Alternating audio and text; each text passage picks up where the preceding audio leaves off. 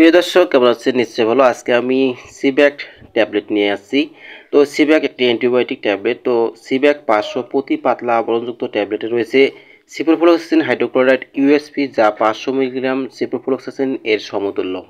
সিব্যাক ট্যাবলেটের মূল উপাদান সিপ্রোফ্লক্সাসিন। এটি বাংলাদেশে বিখ্যাত একটা কোম্পানি ইউরোফার্মা লিমিটেড দ্বারা প্রস্তুতকৃত।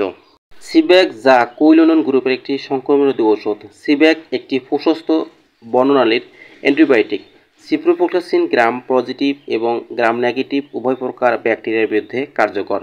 ইহা মূলত সালমোনেলা, শিজেলা, ক্যাম্পাইলোব্যাক্টেরিয়াল, নেইসেরিয়া এবং সিডোমোনাস প্রভৃতি গ্রাম নেগেটিভ ব্যাকটেরিয়ার বিরুদ্ধে কার্যকর। সিপ্রোফ্লক্সাসিনের কিছু কার্যকারিতা স্ট্রেপ্টোকাস নিউমোনিয়া এবং স্ট্রেপথেকালিস এর বিরুদ্ধে লক্ষ্য করা যায়। ইহা ক্লামাইডিয়া এবং কিছু মাইক্রোব্যাকটেরিয়ার বিরুদ্ধে কার্যকর। ইহা মূলত ডিএনএ গাইরেজ এর কাজে বাধা দিয়ে কাজ করে থাকে।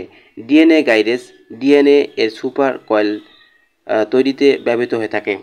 কোন কোন ক্ষেত্রে এই ট্যাবলেট আপনি ব্যবহার করতে পারবেন?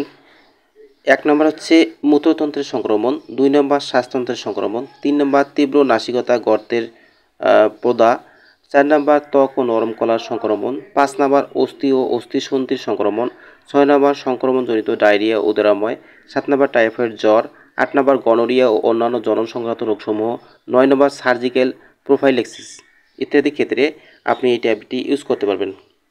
সিব্যাক ট্যাবলেট অথবা সিপ্রোফ্লক্সাসিন ট্যাবলেট আপনি আহারের পূর্বে এবং পরে দিনে 2টি করে ট্যাবলেট খাবেন।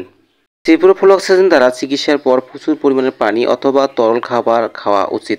ক্রিস্টালিউরিয়া হওয়ার ঝুঁকির কারণে উচ্চমাত্রার সিপ্রোফ্লক্সাসিন খাওয়া উচিত নয়।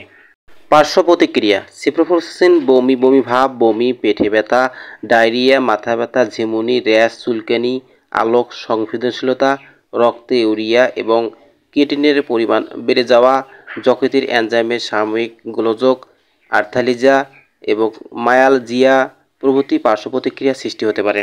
প্রসূতি, স্তন্যদায়ী এবং শিশুদের ক্ষেত্রে ব্যবহার: প্রসূতি অবস্থায় সিপ্রোফ্লক্সাসিন ব্যবহার করা যাবে না। যদিও শিশুদের ক্ষেত্রে সাধারণত সিপ্রোফ্লক্সাসিন দেওয়া যায় না, তবুও সম্ভাব্য ঝুঁকির উপর সিপ্রোফ্লক্সাসিনের উপকারী ভূমিকার গুরুত্ব বিবেচনা করে সিব্যাক ট্যাবলেট 7.5-15 মিলিগ্রাম কেজি দিন হিসেবে দৈনিক 2 বার করে দেওয়া যেতে পারে।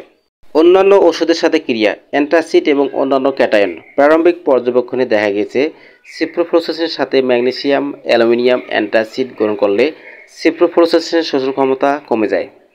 থিওফাইলিন: সিপ্রোফ্লক্সাসিন ও থিওফাইলিন একই সাথে দেওয়া হলে সিরামে সিপ্রোফ্লক্সাসিনের ঘনত্ব বেড়ে যায়।